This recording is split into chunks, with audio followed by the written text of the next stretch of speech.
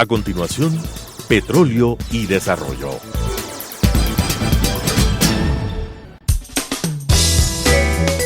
Clasificación B, bajo supervisión de un adulto.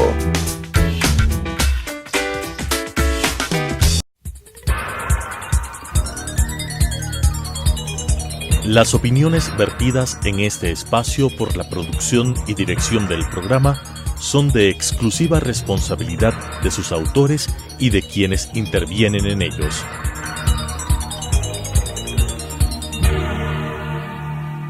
Telesucesos Canal 29 UHF presenta Petróleo y Desarrollo, conducido por Henry Llanes, especialista en temas hidrocarburíferos y en los ámbitos de la política, la legislación, la contratación y la política económica.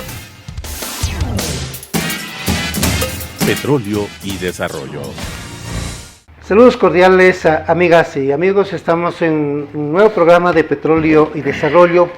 El programa de Petróleo y Desarrollo no solamente nos concentramos en el tema petrolero, le damos por supuesto preferencia al tema petrolero, pero igual estamos en otro tema que es del seguro social, que para nosotros es muy importante, y más aún hoy que estamos en proceso de la iniciativa popular normativa para reformar la ley del IES y del BIES.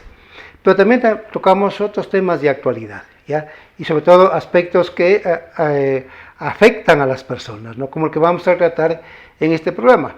Para el efecto, yo he invitado al economista Gustavo López León.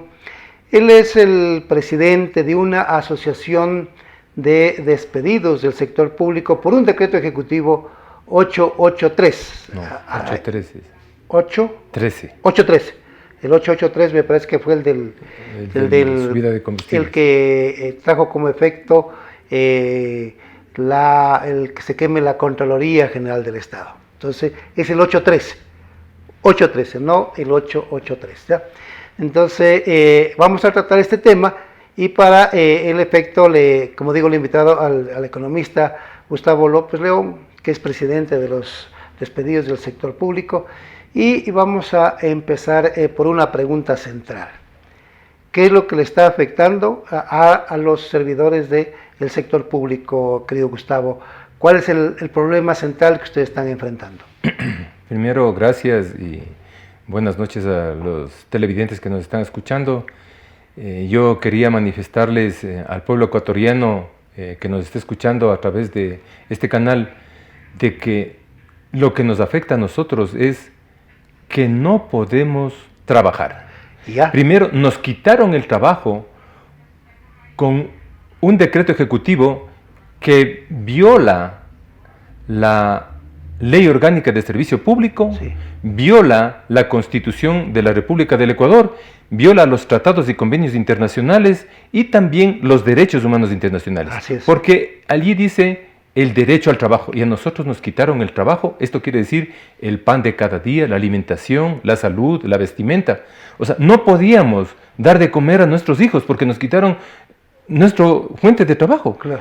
Y eso hasta ahora nos está afectando porque tenemos un impedimento por el Ministerio de Trabajo de por vida. Entonces aquí viene el lema del presidente de la República que dice, plan toda una vida de dejarnos sin trabajo. Ajá. Exacto. Y siguen violando ahorita la ley y siguen aplicando ese decreto 813. El decreto 813 tenía una definición contradictoria, renuncia voluntaria obligada. Entonces eso es contradictorio, porque si es voluntaria no tiene que ser obligada, y si es obligada ya no es voluntaria, ¿no? Entonces allí hay una contradicción en el decreto 813 del gobierno de Correa. Y luego lo que dice Gustavo es de que los derechos de los trabajadores son intangibles, no son regresivos, ¿no? Son más bien progresivos, ¿no? Y obviamente los derechos de los trabajadores no deben ser vulnerados por principio constitucional y también por acuerdos internacionales, es lo que está diciendo Gustavo. Lo otro es de que quería preguntarle, en el proceso de la desenrolación que se dio del sector público, ¿ustedes fueron liquidados? ¿Recibieron alguna indemnización? Sí, nos pusieron unas indemnizaciones a las cuentas, pero, o sea, aquí vale aclarar. O sea, nosotros nunca pedimos salir del sector. Claro. O sea, y nosotros, y los más funcionarios especializados, o sea, fueron los más sacados. Por ejemplo, te hablo, el único médico de enfermedades raras fue sacado del Ministerio de Salud. Y hasta ahora no tienen un médico de enfermedades raras. Un médico, en este caso, neurocirujano, en Ambato fue sacado y hasta ahora no tienen un neurocirujano. Igual en Guayaquil hay otros médicos que le sacaron con la fuerza pública, con las esposas desde el quirófano. Tremendo, ¿no? Oye, ¿y en qué entidad pública trabajabas tú? En el Ministerio de Salud. Ah, en el Ministerio de Salud. Y vale indicarte algo. Antes se hablaba, por decir algo, de que en el Hospital Baco Ortiz estaban pipones, eran 1.500 personas y había mucho personal. Y por eso sacaban la optimización del... Ahora son 5.000. Volvieron a incrementar. Y triplicaron. Volvemos a repetir el dato. ¿En qué entidad, de qué entidad estamos hablando? Ese es en el Hospital Baco Ortiz. Yo trabajé en el Ministerio de Salud Pública. En el Baco Ortiz. ¿En tu tiempo cuántos es que trabajaban? Eran 1.500 en el Baco Ortiz, incluidos médicos, trabajadores. Esa era la nómina del Baco Ortiz. Correcto. Ahora actualmente dice son 5.000. Entonces, mire usted que amigo televidente, amiga televidente, usted podrá observar de que no ha habido tal reducción de personal, sino más bien se ha incrementado el personal casi en más del 300%, podríamos decir.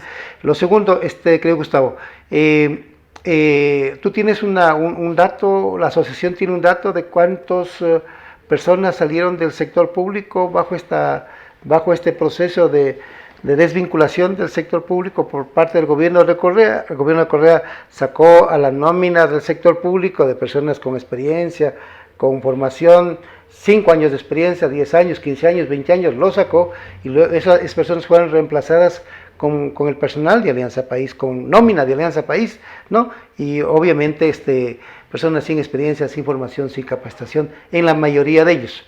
¿Cuántas son las personas que salieron bajo este decreto? Sí, vale y bien esa pregunta, Henry.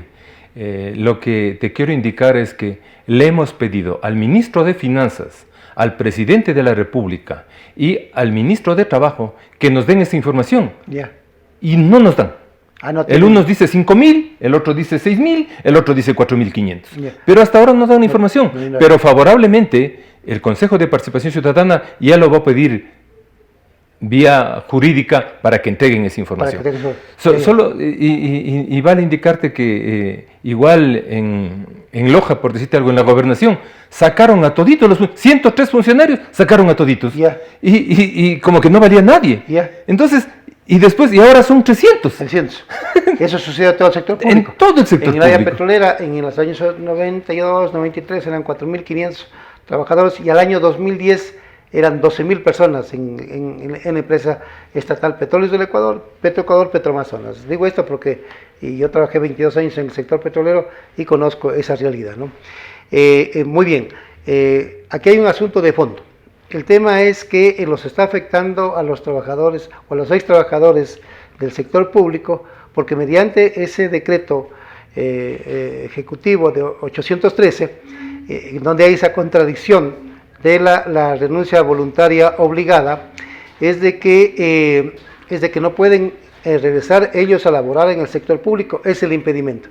Pero como toda esa información está registrada, al accesar, en el caso del sector privado, en análisis curricular de las personas que buscan trabajo y que con todo derecho buscan trabajo, al encontrar que tienen impedimento en el sector público, ellos ya no pueden ingresar ni al sector público ni al sector privado, porque el sector privado empieza a tener dudas y preocupaciones por qué salió del sector público esta persona, ¿no? Entonces, frente a eso, ¿qué es lo que está sucediendo, mi querido Gustavo? ¿Cuál es el problema? Sí, lo que pasa es que en las sabatinas nos mancillaron nuestro nombre y nosotros le hemos pedido al presidente de la República y al defensor del pueblo que tienen que haber unas disculpas públicas. Porque él nos calificó, el presidente anterior, indicando de que hasta éramos corruptos.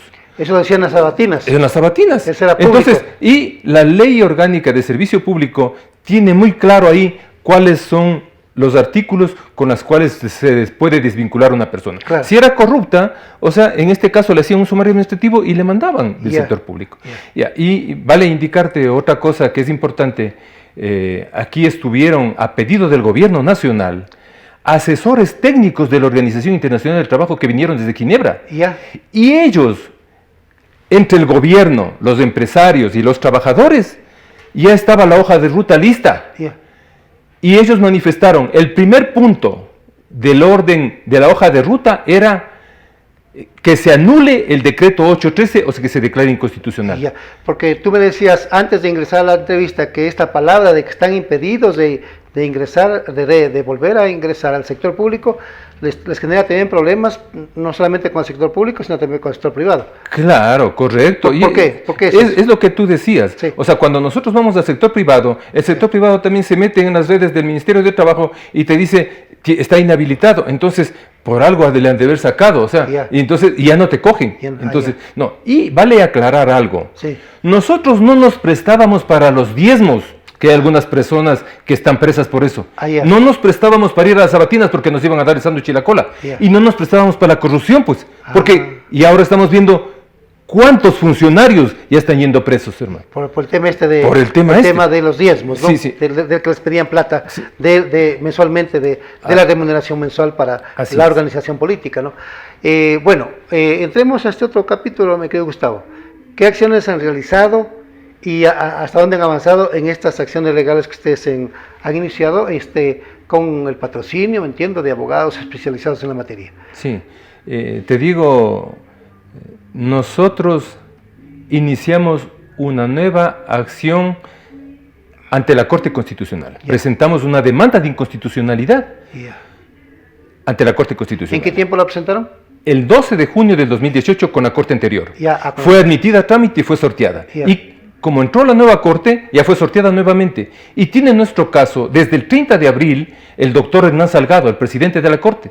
Y él, como manifestado en la televisión, y dice, vamos a actuar de conformidad a derecho y de conformidad a la Constitución. Nosotros lo que queremos es eso. Pero justicia que se tarda no es justicia. Claro. Son 8 años. 30 de abril, dices. Sí, correcto. 30 de abril del 2018. Del 2018, no. Perdón. Sí, el 2019, perdón. 30 de abril de 2019. Así es. Hasta la presente fecha, nada. Han transcurrido, no son años, sino meses, ¿no? ¿Cuántos meses? Sí. O sea, porque tú dijiste años, ¿no? Son 8 años. No. Entonces son meses, ¿no? No, escucha. Sí, pero eso fue el sorteo. Ya. Las demandas de inconstitucionalidad se presentaron desde el 2011. Lo 2011. Que pasa es que la Corte anterior, como lo dice en la televisión Correa, de que nosotros tenemos la justicia en mis manos. Él dijo. Entonces, la Corte se pronunció, o sea, indicando de que no aceptaba trámite porque era un asunto de legalidad. Entonces, y por eso es que nosotros insistimos, y fue admitido a trámite, porque la Corte tiene que pronunciarse. Y hay un oficio del presidente de la República que lo firmó Richard Espinosa a la OIT y que le decía que los únicos que pueden decir que es inconstitucional o no es la Corte Constitucional. Y por eso es que estamos esperando que la Corte, todos los jueces de la Corte y el doctor Hernán Salgado, que se pronuncien. Porque justicia que se tarda no es justicia. Nosotros necesitamos una reparación integral. Claro, la causa fue sorteada, como tú dices, en abril del 2019. Correcto. Y está bajo la responsabilidad del presidente de la Corte Constitucional, en este caso el del doctor Hernán Salgado, ¿no? Hernán Salgado Pesantes, ¿no? Él es, así es el nombre y los apellidos del presidente de la Corte Constitucional.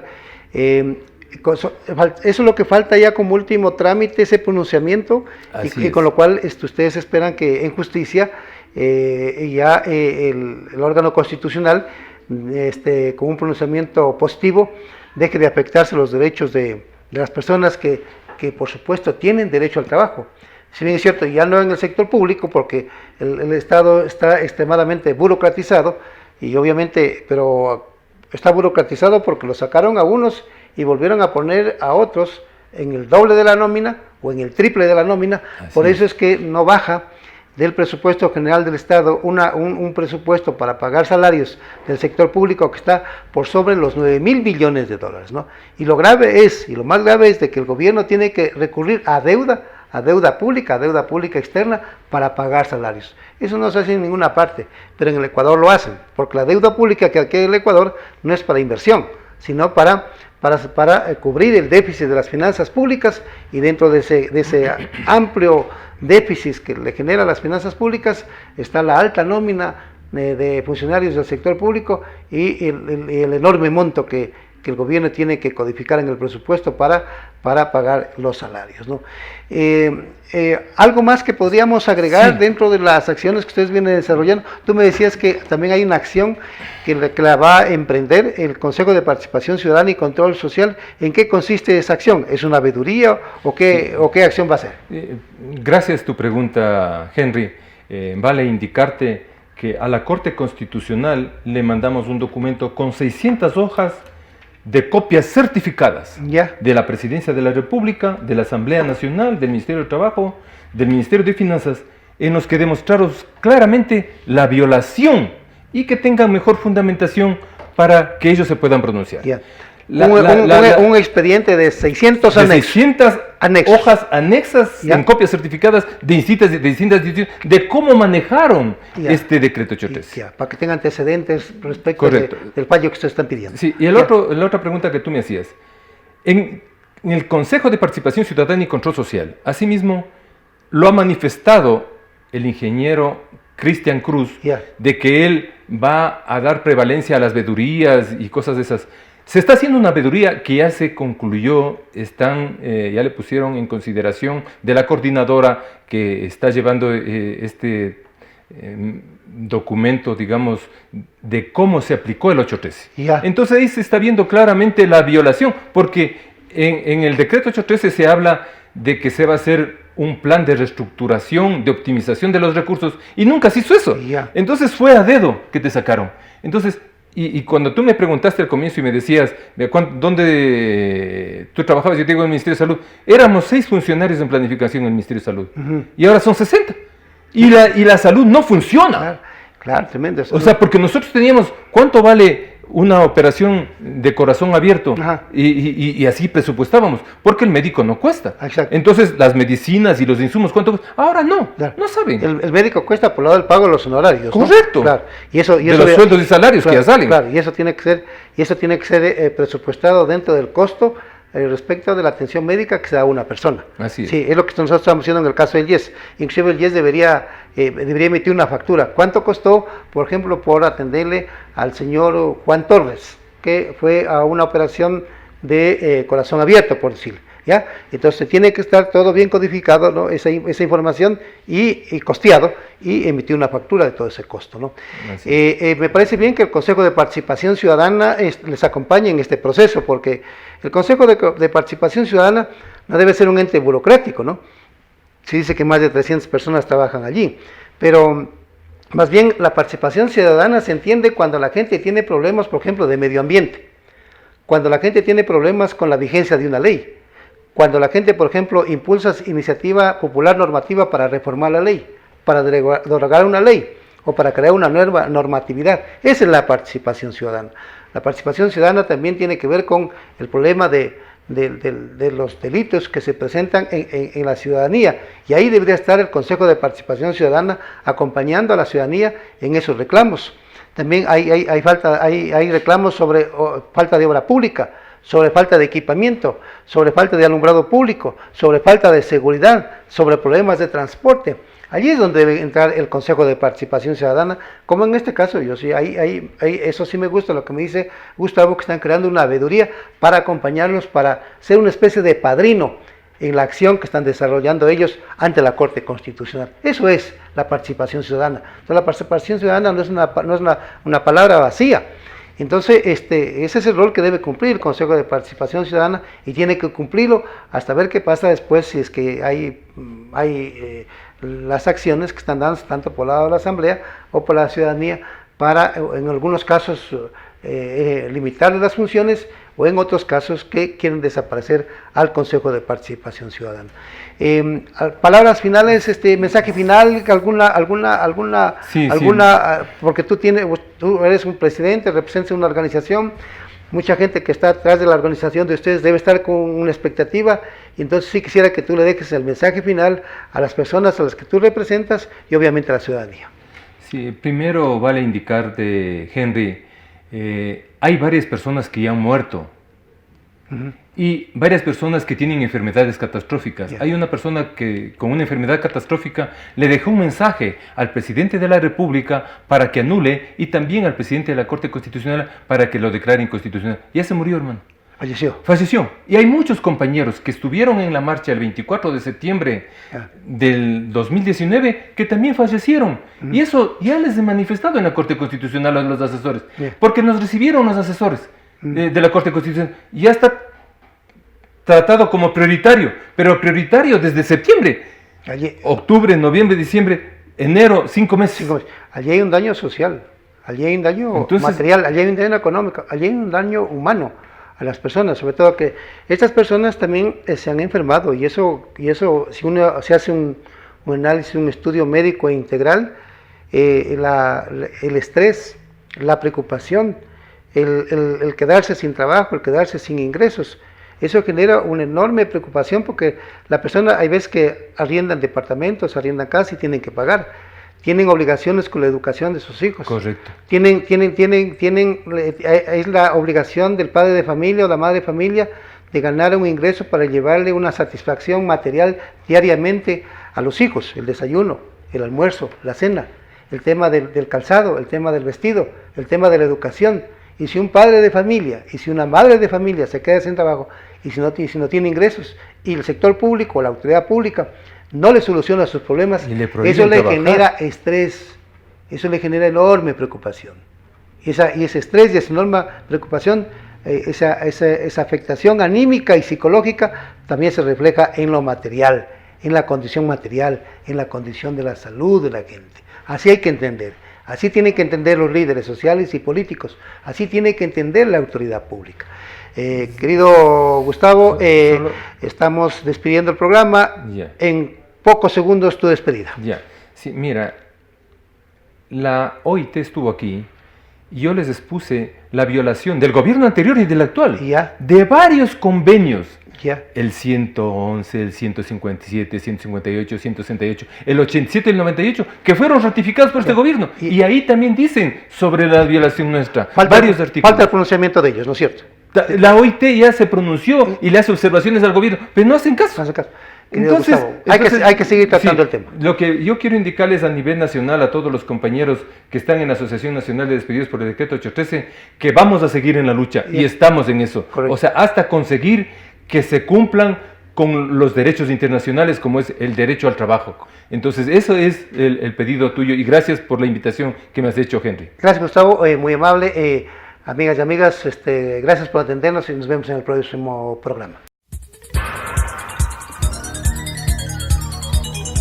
Las opiniones vertidas en este espacio por la producción y dirección del programa son de exclusiva responsabilidad de sus autores y de quienes intervienen en ellos.